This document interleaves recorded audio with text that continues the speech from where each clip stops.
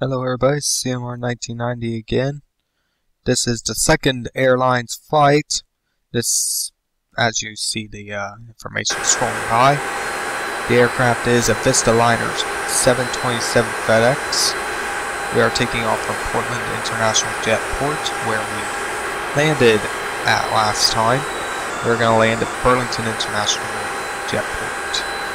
I just noticed that there's a glitching with the add-on aircraft there. I don't know if that's custom scenery it does it, I don't know, but hopefully you're not upset about it.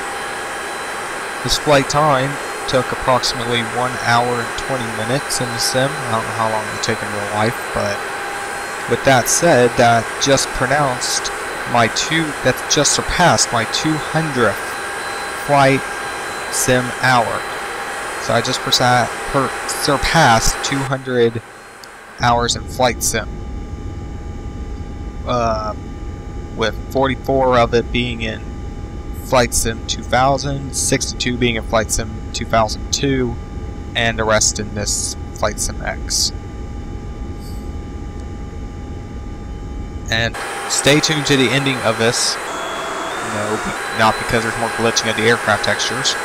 The ending of this flight will have a bonus slide, which I comment on, which is kind of funny, and also will have a bonus aircraft video.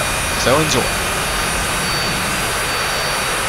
Oh, by the way, the takeoff and other parts of this flight are going to be cut out for the simple fact that the raw videos got corrupted and I could not use them. So sorry if parts of this video are cut off, and I'm not going to retry this flight, so sorry about that. You get mad about it. Here you can see the cockpit of the aircraft. I can't remember if I downloaded this cockpit separately, as well as the sounds, or if they came with the aircraft. I honestly don't know. I didn't save any of the documentation if I did. So you can probably do if they're not with the aircraft, then just go to flightsim.com. I'll put a link in the description below, and you just do a basic search of 727 panels or 727 sounds, and you should be able to find it. So you can put this aircraft together by yourself. The panel overall, I like the panel. Pretty simple gauges. What I did notice though, there is not a nav GPS switch, which will be a problem later on in the approach, and some of the commands run together. It's kind of hard to understand what they're doing, but I will describe some of that in more detail if you guys ask in the comments. Anyway, enjoy these. As you can see, we're looking at the outside of the aircraft now.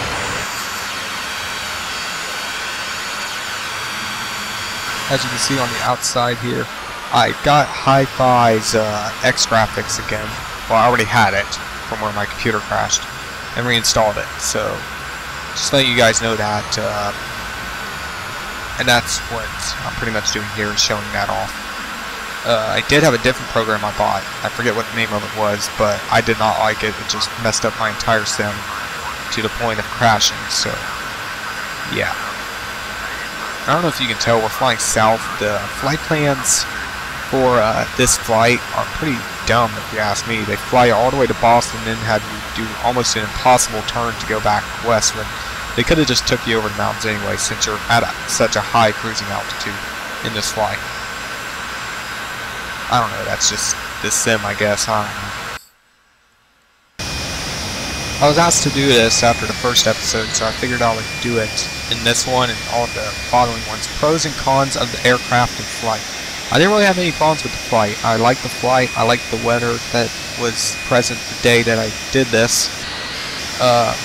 What I didn't like, however, was the aircraft. There was a lot of things I didn't like, and a few things I liked. Things I liked, which included the sound, panel, and model. The model, of course, I know is from the aircraft I downloaded, but the sound and panel, I don't know where they came from. So, and I do like the panel and sounds. As I pointed out earlier, the panel doesn't have a nav GPS switch, which is a big problem in approach. There are a lot of cons for this aircraft. The ILS landings are a problem because without a nav GPS switch in the panel, and that also in the descent rate of the aircraft is terrible. You can only descend and ascend so much in this aircraft, it just ruins the flight if you're not perfect at it. And the takeoffs in this aircraft have a tendency to stall out as well. Just like the takeoff, portions of this landing got clipped out because of glitches with the raw video. So sorry if you didn't see the full landing. I'm kind of glad because the full landing was pretty bit crappy. You could have saw at the very beginning it was stalling out quite a bit on landing. It's another glitch with the aircraft.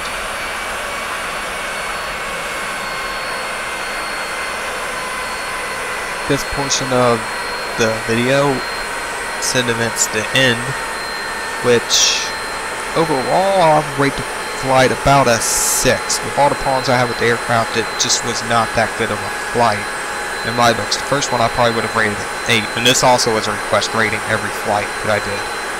I didn't see that much nice scenery. I mean, the mountains and all that around Vermont were pretty nice, and Lake Champlain was beautiful because you could see it on the day that we flew, but overall just not that interesting of a flight. If I wouldn't have put that on scenery to these airports, it would have been pretty dull, to say the least. So hang on, and in a little bit we'll have a couple funny things for you at the end of this video. Bye, everybody.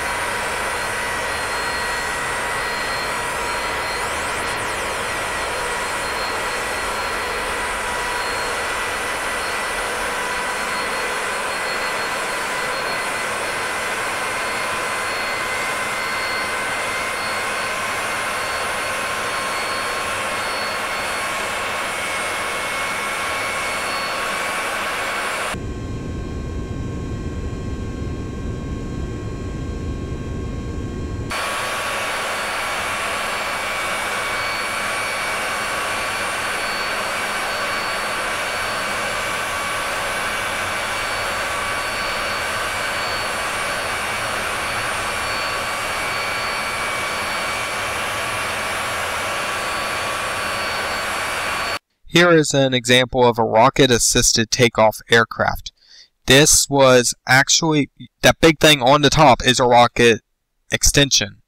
Now I'm just wondering, isn't this a little bit overkill for rockets? I mean, that rocket is almost bigger than the airplane itself. Well, in a way, it's almost bigger than the airplane itself. I don't know, I'm just saying stuff off the top of my head. But, I mean, still, it's overkill, right? I mean, I don't know. What do you guys think? Is it overkill to have that big of a rocket on top of an aircraft? Which has already got big engines all anyway, so yeah. Is it overkill? I don't know. When I was doing the first Airlines flight, I was messing around, and I found this in World of AI later on in California after I did the first Airlines flight. This I found very comical that they had the same aircraft on a flight plan, and they kind of mushed together a lot. Now, I don't know if this glitch happens a lot with World of AI or what, but I just couldn't help but record and laugh at it because it's the first time I've seen it. It's probably the first time a lot of people have seen this particular glitch in World of AI. Maybe that's how airplanes make babies. Who knows?